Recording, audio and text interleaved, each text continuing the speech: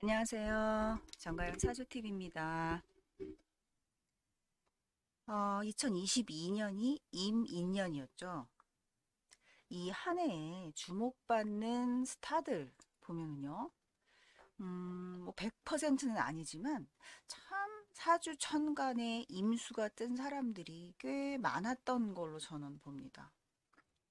물론 100%는 아니에요. 하지만 이 사주 연월일 이제 시주는 모르니까 표시를 안 해서 모르지만 연월일 이 3주 천간에 임수가 뜬 경우에 올해 이민년에 주목을 받은 사람들이 많았을 거라고 보고요. 또 실제로 현재 지금 보시는 이 영상에서 정지소양도 임일간이에요.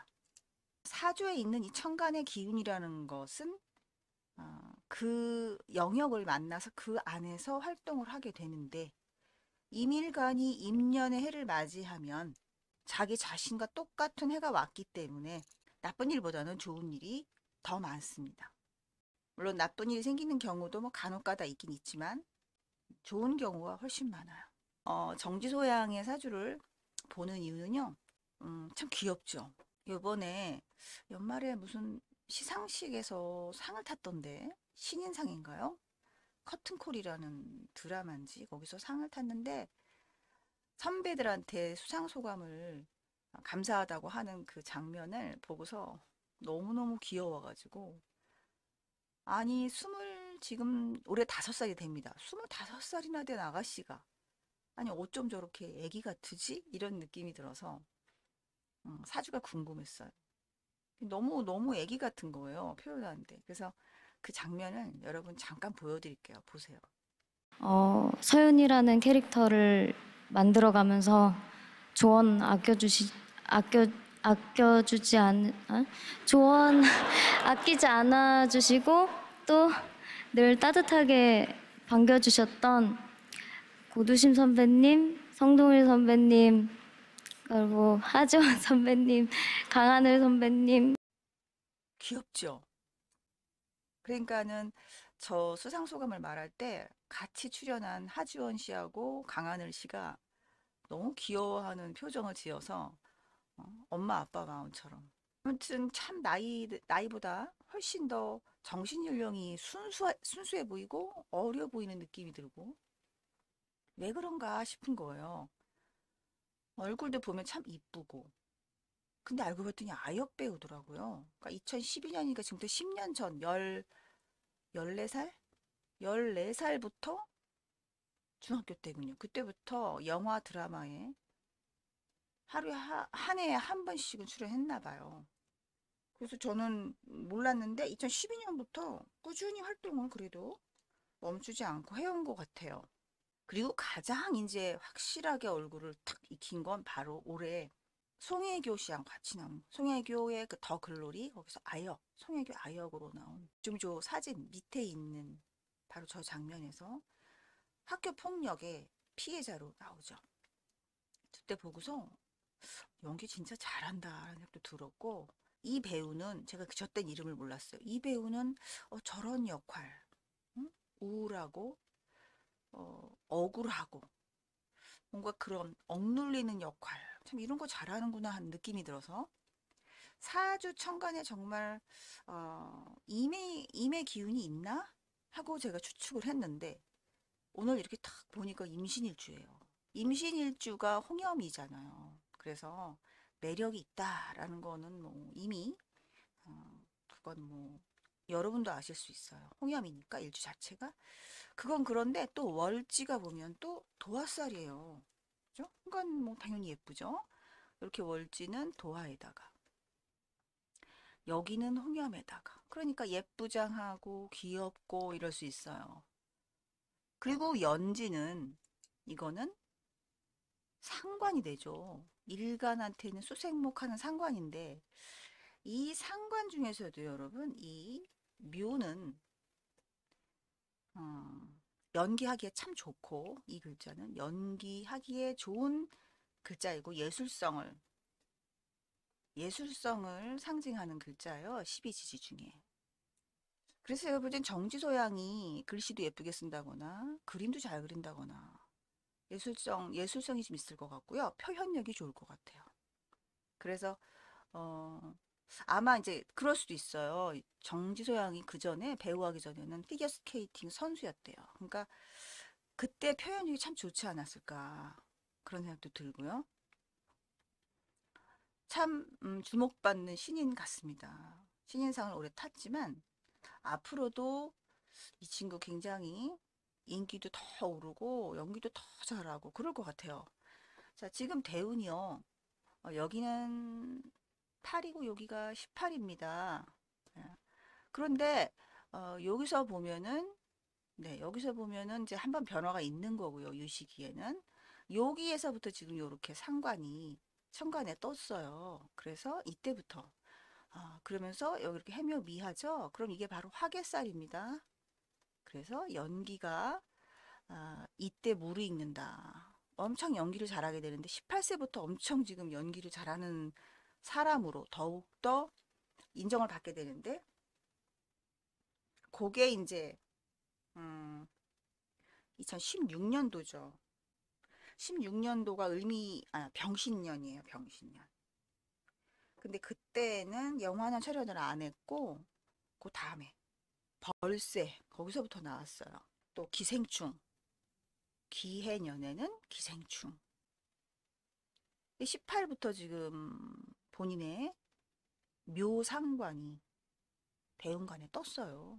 좋은 시기를 맞이한 거죠. 이렇게 배우들은 상관 대운이 오면 좋습니다.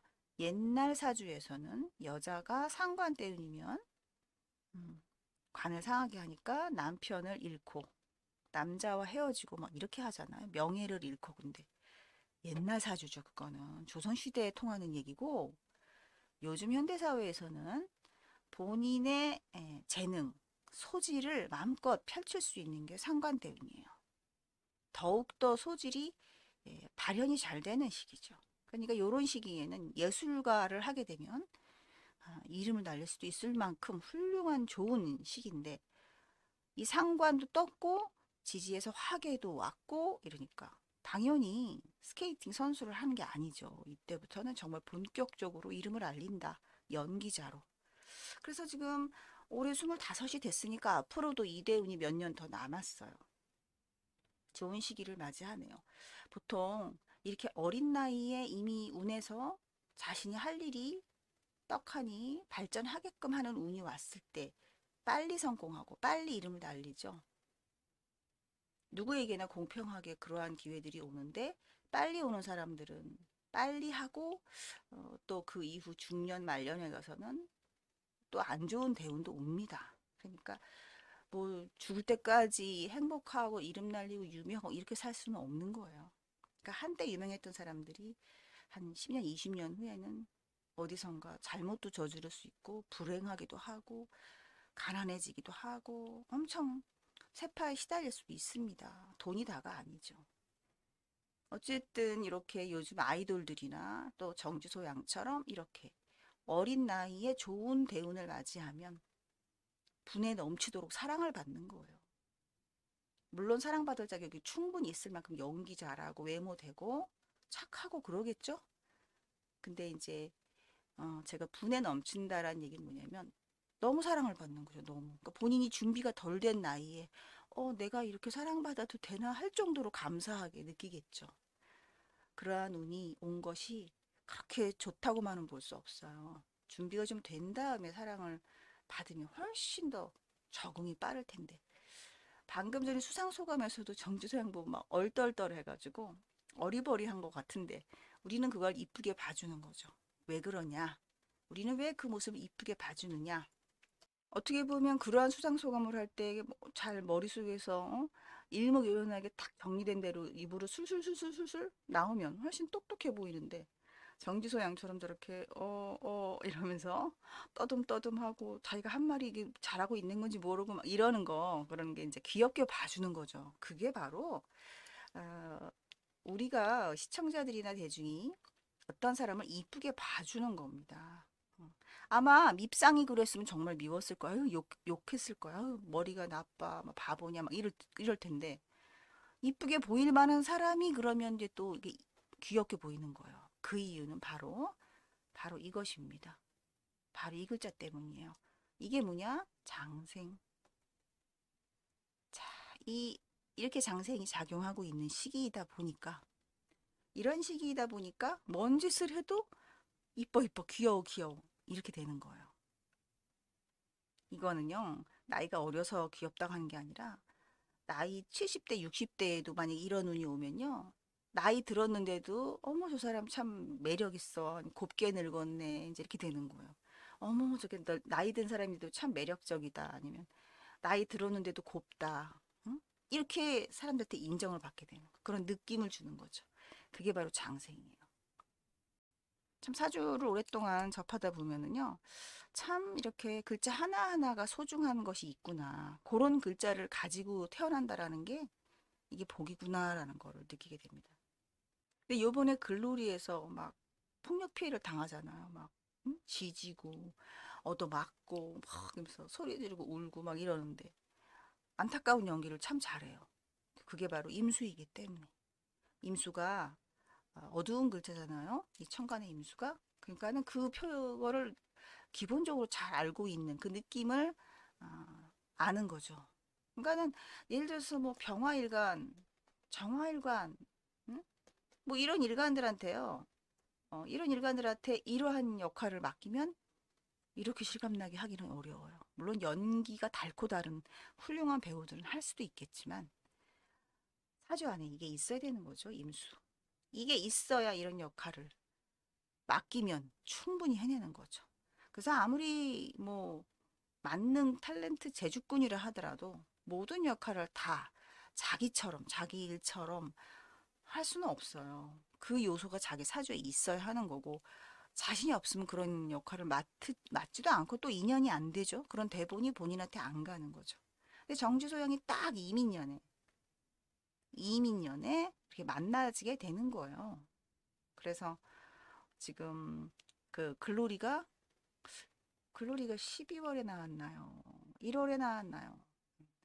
언제인지는 모르겠지만 아무튼 뭐 임신도 있고 계유도 있습니다. 사주에. 그래서 그런지 정지소양이 웃는 모습보다는 이렇게 약간 울먹울먹하고 뭔가 불안에 떨고 화가 나고 조심하고 하는 이런 표정이 훨씬 잘 어울려요. 앞으로도 그런 종류의 영화나 드라마를 만나서 연기를 펼친다면 훨씬 연기력을 인정받을 거라고 봅니다. 의경합이 돼야 되니까요. 괜히 귀엽고 깜짝하고 발랄하게 웃고 떠드는 거는 임신 일주한테는 약간 거리가 있습니다. 아무거나 한다고 되는 게 아니고요.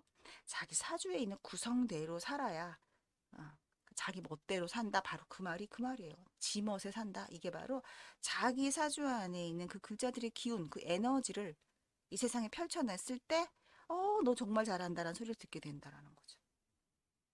자, 오늘은 정지소양의 사주를 보고서 네, 다시 한번 임수에 대해서도 살폈고요. 어떻게 하면 이렇게 인기가 있고 어떻게 하면 귀엽게 보이는지 네, 사람들한테 어떻게 하면 사랑받는지 그거에 대해서도 한번 살펴봤습니다. 유익하셨다면 구독, 좋아요, 댓글도 부탁드릴게요. 감사합니다.